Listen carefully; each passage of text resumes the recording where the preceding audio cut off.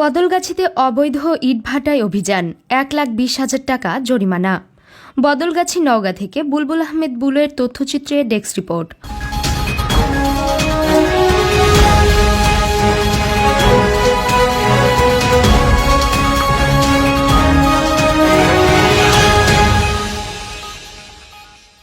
নওগাঁর বদলগাছিতে অভিযান চালিয়ে দুইটি অবৈধ ইটভাটার মালিককে 1,20,000 টাকা জরিমানা করেছেন ভ্রাম্যমাণ আদালত।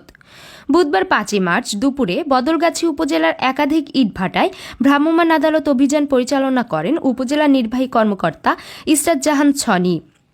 অভিযানে ইটভাটার কোনো বৈধ কাগজপত্র না থাকায় আধাইপুর ইউনিয়নের বদলগাছি আক্কেলপুর সড়কের পাশে মাধোপাড়া এলাকার দীপ্তি ব্রিক্স ইটভাটা মালিকের 50,000 টাকা জরিমানা। অপরদিকে মথুরাপুর ইউনিয়নের মেসার্স নাহার ব্রিক্স নামের ইটভাটা মালিকের 70,000 টাকা জরিমানা করেন উপজেলা নির্বাহী কর্মকর্তা ইসরাত জাহান সনি। উপজেলা নির্বাহী কর্মকর্তা এ সময় বলেন, ভাটা দুটির কোনো বৈধ কাগজপত্র না থাকায় জরিমানা করা হয়েছে। অবৈধ ইটভাটার বিরুদ্ধে এ ধরনের অভিযান অব্যাহত থাকবে।